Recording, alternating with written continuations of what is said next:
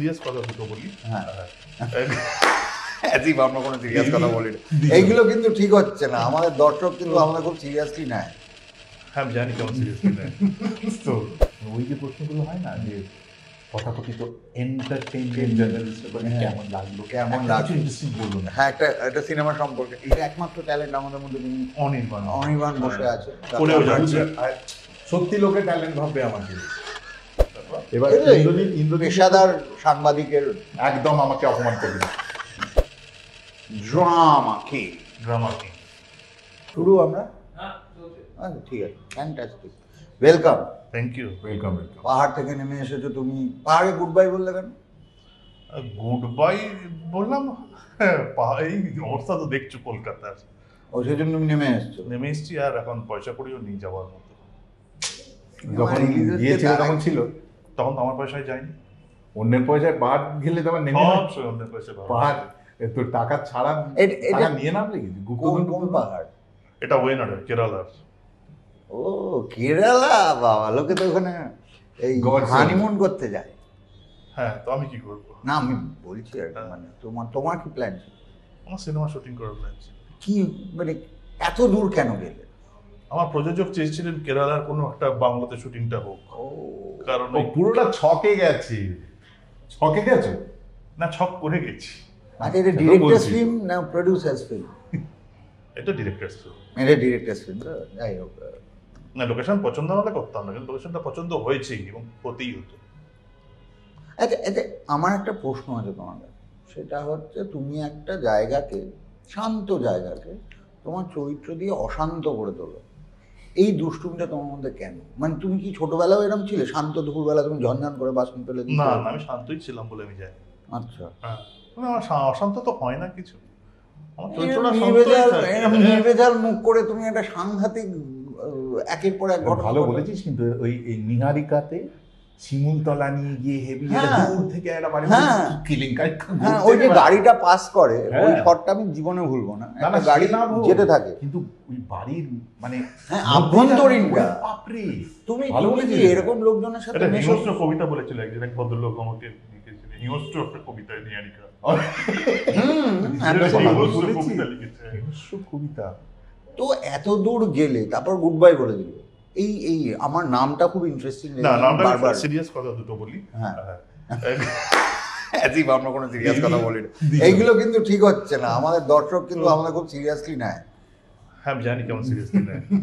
তো একটা হচ্ছে আমি ছোটবেলা থেকে প্রচুর লোক দেখতাম, মানুষ দেখতাম বেসিক্যালি। আমার বাবা অধ্যাপক ছিলেন এবং বাবাদের যে আড্ডাটা হতো, এবং আমার কিছু আত্মীয় স্বজন, কিছু বন্ধু বান্ধবের একটু এজেড মানুষকে আমি দেখেছি একদম মানে সাংঘাতিক ব্যক্তিত্ব, মানে man of wisdom, man of strength, man of experience, man of work and dignity.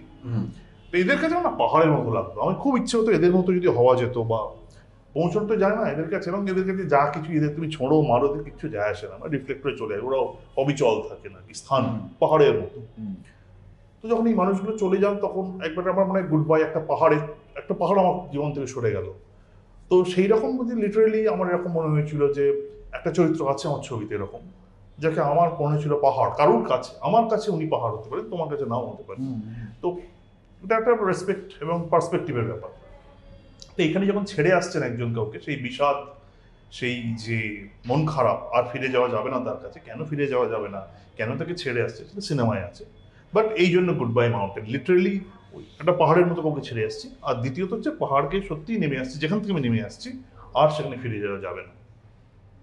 এই যে একটা দুঃসময় চলছে, মানুষ এখন 4-5টা প্রোফাইল বানিয়ে 36 রকম লোকজনকে নানানভাবে তাদের আবেগ প্রবণ করে তোলার চেষ্টা করছে, এই সময় দাঁড়িয়ে তুমি প্রেমে কতটা বিশ্বাস রাখো, আর তুমি কেন রাখো?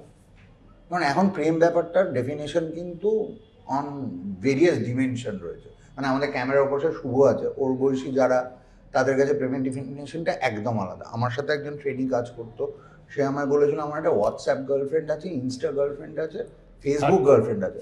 সিরিয়াসলি সবার সাথে সবকিছু শেয়ার হয় না। না কিন্তু প্রোফাইলের কি আছে, প্রোফাইল বানাতে 2 মিনিট লাগে। না সেই বলছি, তুমি এই সময় দাঁড়িয়ে প্রেমে বিশ্বাস রাখো কি করে? How do you? আমি তো এই সময় কেউ নই, আমি যখন থেকে প্রেম শুরু করেছিলাম তখনকার প্রেম চলতো, ভালোই চলতো। আর এখনকার নানান রকম নাম হয়েছে, সেটা আমি জানি। মাইক্রো রিলেশন, সিচুয়েশনশিপ, ওটা আমার খুব ভালো লাগে। ব্রেড ক্রাম্বিং না ব্রেড ক্রাম্বিং। হ্যাঁ। ব্রেড ক্রাম্বিং হচ্ছে আমরা যেটাকে বলতাম যে ওই দানা দেওয়া। হ্যাঁ, দিয়ে রেখেছি যদি এই স্বপ্ন জাগছে না না না, হ্যাঁ? আমার একদম না, ফোকাস। কি ব্যাপারে? কাজ এরমই হয়ে যায়, স্বামীরা এরমই হয়ে যায়। তাই দেখলাম আমি। জানো, কি ব্যাপারে আমার বললাম বিরাট সেটা কিন্তু প্রেম। বললো না। কি কাজ না, আমার বললো। আমার বিরাট প্রেম কি ছিল, আছে, থাকবে। মনিকা বেলুচি, আমি বলে দিচ্ছি, আমি আরো মাঝে মাঝে আরে ছবি বাবা। এক্সচেঞ্জ করে মনিকা বেলুচি। আরে আমি তো একটা কথা আমার মিস হয়ে গেছে তোকে ফোন করে বলতে, ওখান থেকেই ফোন করা উচিত ছিল। আমি ঘুরতে গেছিলাম মাঝখানে মিলানে, একটা দোকানে, বইয়ের দোকানে জানলায় দেখলাম মনিকা বেলুচি এরকম করে বুক কভার হয়ে দাঁড়িয়ে আছে। আমি তোর কথাই মনে পড়লো। আমি যাই হোক, আমরা নট মিলন হবে কতদিনে। হ্যাঁ, আমি সেটা সেই ছবিটা আমি তোকে পরে দেখাবো। না না দেখ, আর বলে। আমায় বলো যে you still believe in love, মানে তোমার মনে হয় প্রেম এখনো সম্ভব? আমি সেটা তোমাকে তো প্রশ্ন করছিস। হ্যাঁ কেন এরকম করছিস প্রশ্ন? আচ্ছা ঠিক আছে, খুব সহজ প্রশ্ন করছি। এই ফিল্মটা করার সময় সব থেকে ইন্টারেস্টিং ঘটনা কি ঘটে? সেই ইন্টারেস্টিং।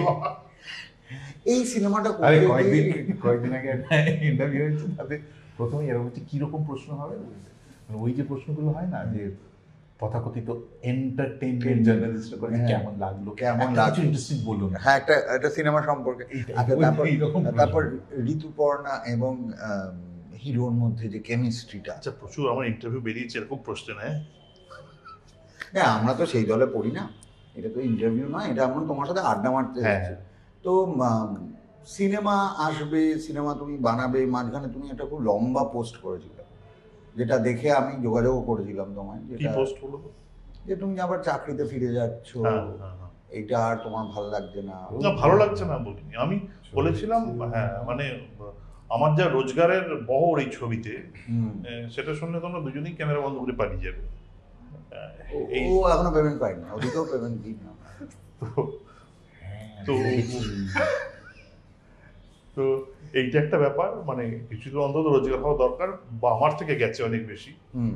আর দ্বিতীয় হচ্ছে সত্যি কথা বলতে ইকোসিস্টেমটা ঠিক আমার মনে হয়েছে যে আমি ঠিক অ্যাকসেপ্টেড নই, বা আমার মনে হয়েছে যেখানে কাজ করা একটু ডিফিকাল্ট। আমি খুব টিম ওয়ার্কে বিশ্বাস করি, একসাথে কাজ করতে বিশ্বাস করি। তা সেইখানে যদি টিম ওয়ার্কটাই যদি বিঘ্নিত হয়ে যায়, আমার টিম খুব ভালো, মানে আমার যে ইন্ডিভিজুয়াল টিমটা দারুণ টিম, এবং অনেকেই আমার সাথে ভালো করে কাজ করেন, কিন্তু আমার মনে হচ্ছে ওভারঅল যে ব্যাপারটা সেখান থেকে আমার ঠিক হচ্ছিল না, ইকোসিস্টেমের সমস্যা লাগছিল। মানে আমার কিছু যায় আসে না তাতে, আমি আমার কাজ করে যাবো। হ্যাঁ, এটা একটা ভালো তো কথা। হ্যাঁ, কিন্তু আমার একটুখানি আমার একটু ব্রেক দরকার, একটু প্ল্যান করা দরকার, আমি কিভাবে এক্সিকিউট করবো আমার কাজগুলো। এবং আমি যদি একটু স্টেবল থাকি, আমি সেটা আমার ভাবনার জায়গাটা অনেক স্ট্রং হবে। বুঝতে পেরেছি। তো বাকি যারা তোমার সমসাময়িক, বা বাকি যারা তোমার বন্ধু, বা যারা তোমাকে পজিটিভলি সাপোর্ট করেছে তোমার এই হ্যাঁ, জার্নিটা, প্রচুর লোক করে। তারা কিভাবে রিয়্যাক্ট করেছিল তোমার এই বাক্যটায় বা তোমার এই স্টেটমেন্টটায়? অনেকে বলেছিলেন বেশ করেছো, ঠিক করেছো, কারণ আমার হাতে এখন দুটো ছবি আছে, গুড বাই মাউন্টেন এবং গাজনের ধুলোবালি। এই দুটো ছবি নিয়ে আমি এখন কিছুটা কাজ করার জায়গায় আছি, এবং গাজনের ধুলোবালি নিয়ে তো আমি খুবই আশাবাদী, মানে রাজ্য স্তরে, দেশীয় স্তরে, আন্তর্জাতিক স্তরে। এই ছবিটা নিয়ে আমার সত্যিই খুব আশা, খুব ওপেনলি বলছি। এই এখন গুড বাই মাউন্টেন বেরোচ্ছে, এটাও আমার বিশ্বাস লোকের কাছে একটা অন্যরকম মাত্রায় পৌঁছবে। তো এই দুটো ছবি নিয়ে তো এখন আমার কেটে যাবে 1 বছর বা 1.5 বছর, আমার ছবি যেরকম সময় কাটে। এর মধ্যে যদি আমার অন্য বাকি সব জায়গা ঠিক থাকে, আমি তখন ভাববো। আর বলেছেন মানে আমার বন্ধু বান্ধব অনেকে এগ্রি করেছে যে ঠিক করেছিস, আবার অনেকে বলেছে আমার কাছে সত্যি কথা বলতে কি কোয়ার্টারলি 3 মাসে অন্তত 20 থেকে 25টা রিকোয়েস্ট আসে, দাদা এই স্ক্রিপ্টটা কেমন হয়েছে, দাদা এই ছবিটা কেমন হয়েছে, দাদা এটা একটু চেঞ্জ করে দাও, অথবা ইন্ডাস্ট্রি সেটা একটু দেখিয়ে দাও, এরকম। তারা অনেকে হতাশ হয়ে গেছেন, যে তারা ভাবছিলেন যে এইরকম একটা জাম্প করবেন, আগুনে ঝাঁপ দেবে নিয়ে করে, তারা বলছেন আমরা খুব হতাশ হয়ে গেলাম ইন্ডাস্ট্রি, আপনি ফিরে গেলেন, তাহলে এটা সম্ভব নয়। আমি তো আর বলেছি না, মানে এটা ভীষণ একটা শক্ত স্ট্রাগল, ভীষণ, মানে এটা মানসিকভাবে, শারীরিকভাবে এবং ফাইন্যান্সিয়াল ব্যাকআপ যদি না থাকে, এবং তুমি কতটা এখানে তুমি কি করে উঠতে পারবে, এটা সত্যি করে একটা বড় প্রশ্ন চিহ্নের মুখে। এখানে যে ট্যালেন্ট থাকলেই দারুণ কেউ কিছু করবে সেটা কিন্তু নয়। না, সেটা সর্বক্ষেত্রেই কিন্তু আমরা দেখি। সর্বক্ষেত্রে মানে যেটা ট্যালেন্ট দিয়েই যে একমাত্র ট্যালেন্ট আমাদের মধ্যে যিনি অনির্বাণ বসে আছে। করেও যাচ্ছে। সত্যি লোকে ট্যালেন্ট ভাববে আমাকে। কি রে? না তুই রেজিস্টার্ড ট্যালেন্ট ভাই, না ডিজিটাল না ডিজিটাল। না, এটা সবাই ভাববে যে এই যে ওই ট্যালেন্টের কালো জামাটা পরে গিয়েছে, এই সেই জামাটা, সেই এটা জামাটা। সেটা না, এটা নেভি ব্লু। এটা অনেক নেভি ব্লু। Navy blue. আমরা কালার ব্লাইন্ড কোনো অ্যাঙ্গেলে এটা আমার নেভি লাগছে। ব্লু ভাই। ভাই, এই কালার কারেকশনিস্টকে ডাক্তার। এটা ছবি কো ডিরেক্টর রং চেনে না। না ওটা অনেকটা ওই কর্ণের কবচ কুণ্ডলের মতো, হ্যাঁ, ওটা পরেই থাকতে হয়। শোনো না, তোমাকে একটা কথা বলছি যে তুমি ক্রিটিসিজম নিতে পারো। তোমাকে যদি বলে যে না তুমি এখন হ্যাঁ বলবে আমি জানি, কিন্তু আমি বলছি যে কানাঘুষো শুনেছি যে তুমি নাকি ক্রিটিসিজম নিতে পারো। হ্যাঁ, প্রচুর আমাকে লোকে ক্রিটিসিজম করে, মানে ক্রিটিসিজম। না না, সে তো করলো, তুমি নিতে পারো। হ্যাঁ, আমি অ্যাকসেপ্ট করেছি, শুনেছি, তার সাথে কথা বলেছি। আমার প্রথম ছবি যিনি লিখেছিলেন সমালোচনা করে, তার সাথে আমার এখন খুব ভালো বন্ধু। তিনি আমার ছবি দারুণ পছন্দ করেন এখন। যদি অপছন্দ করতেন? অ্যাকসেপ্টেড, অপছন্দ তো করেছিলেন বীর রাক্ষস। তিনি তো অপছন্দ করেই অত বড় পোস্ট লিখেছিলেন, কাগজে লিখেছিলেন। হ্যাঁ, আমার ওই বিস্ফোরক প্রশ্ন করা হয়ে গেছে। আচ্ছা, এই যে এতদূর গেলে দুদিন ছুটি নিলে না এর মাঝখানে? আমি অকাজের কথাই জিজ্ঞেস করবো। একদূর গেলাম মানে কোথায়? এই যে ওয়ায়নার অব্দি গেলে, তখন তো আমি চাকরি করতাম না। ও ছুটি নিলে না? চাকরি মানে চাকরি হয়ে যাওয়ার পর সিনেমাটা ওখানে আর দুদিন থেকে গেলেন? ও না না, ওখানে আর দুদিন থেকেছিল, কিন্তু সেটা অন্য কারণে। কি কারণে?